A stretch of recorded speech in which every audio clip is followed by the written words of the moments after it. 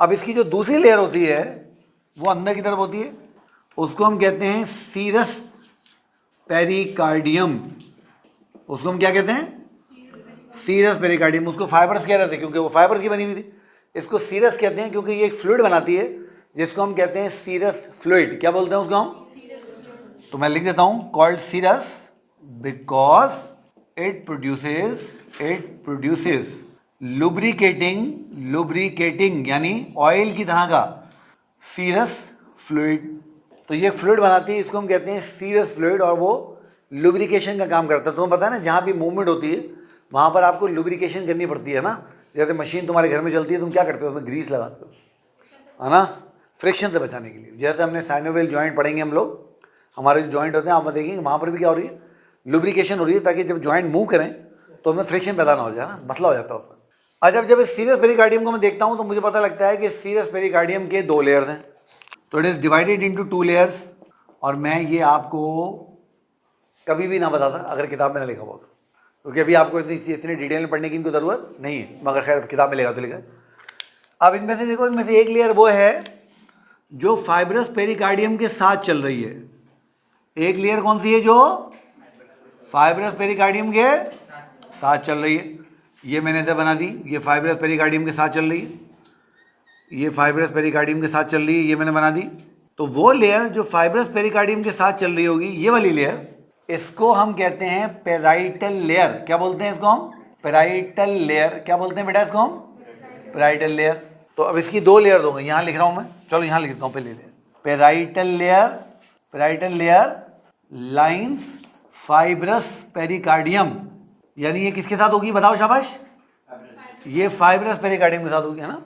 और जो इसकी दूसरी लेयर होगी, इसकी दूसरी लेयर तुम्हारे दिल के, तुम्हारे हार्ट के साथ होगी, इस तरीके से। तुम्हारे दिल के, तुम्हारे हार्ट के साथ होगी, इस तरीके से, बिल्कुल हार्ट के साथ ये जुड़ी हुई होती है। इतनी जुड़ी हुई होती है कि मैं आगे चल के आपको बताऊंगा ये कितनी जुड़ी हुई होती है हार्ट के साथ।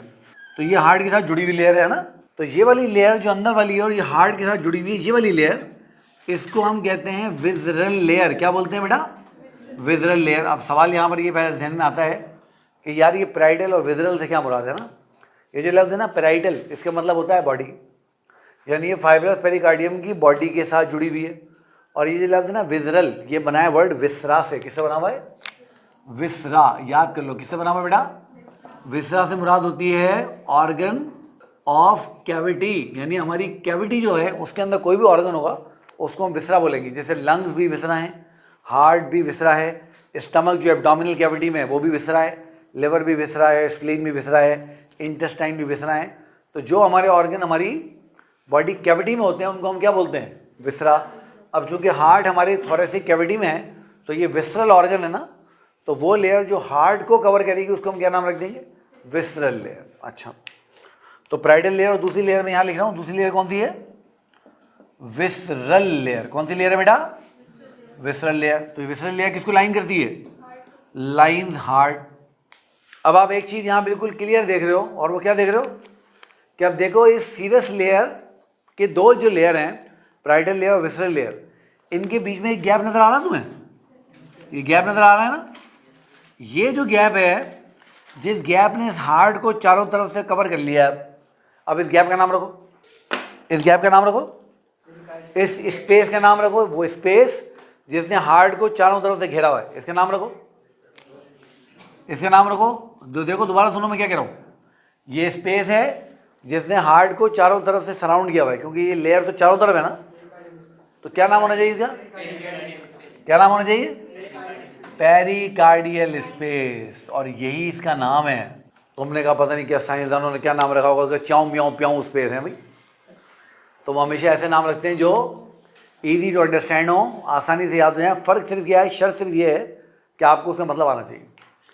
तो अब हमें क्या पता लगा? हमें पता लगा कि between parietal and visceral layer, between parietal and visceral layer, pericardial space is present. अब इस पेरिकार्डियल स्पेस को आप पेरिकार्डियल कैविटी भी कहते हो। क्या कहते हो उसको? Pericardial cavity.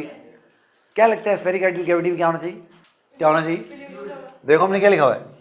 सीरस पेरिकार्डियम को सीरस पेरिकार्डियम क्यों बोलते थे? क्योंकि ये एक लिब्रिकेटिंग सीरस फ्लूइड बनाता था।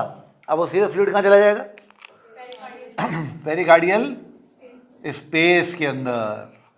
और ये क्या करेगा? जब हार्ट कॉन्ट्रैक्ट करेगा और रिलैक्स करेगा, सिकुड़ेगा और फैलेगा, तब उसकी जो लंग्स के साथ फ्रिक्शन होगी, उस फ्रिक्शन को कम करेगा, उस फ्रिक्शन को कम करेगा। ये रहा तुम्हारा पेरिकार्डियल फ्लूइड, ये रहा तुम्हारा पेरिकार्डियल फ्लूइड। और ये क्या करता है? ये रिड्यूस करता है, रिड्यूसेस फ्रिक्शन ड्यूरिंग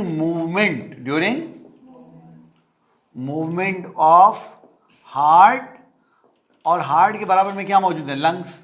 तो हार्ट और लंग्स मुस्तकिल एक दूसरे के ऊपर रगड़ खाते रहते हैं, क्योंकि उनके बीच में फिजिकली कोई बैरियर नहीं है ना, कोई बोन नहीं है, कोई सेप्टा नहीं है, कोई दीवार नहीं है, कुछ भी नहीं है। तो ये दोनों एक दूसरे के साथ पड़े, तो जब लंग्स फूलेंगे तो वो थोड़ा सा रगड़ खाएंगे हार्ट के साथ, और जब हार्ट सिकुड़ेगा फैलेगा तो थोड़ी सी रगड़ खाएगा किसके साथ? लंग्स के साथ। तो उसको कम करने के लिए ये वहाँ मौजूद है। ठीक है बेटा, बात समझ में आ रही है? तो ये जो पूरी आपने चीज़ देखी, ये आपकी पेरिकार्डियम, ये क्या है आपकी? ये आपकी पेरिकार्डियम। अब इसको अच्छे से देखें, इसमें कोई सवाल है तो मुझे बताएं।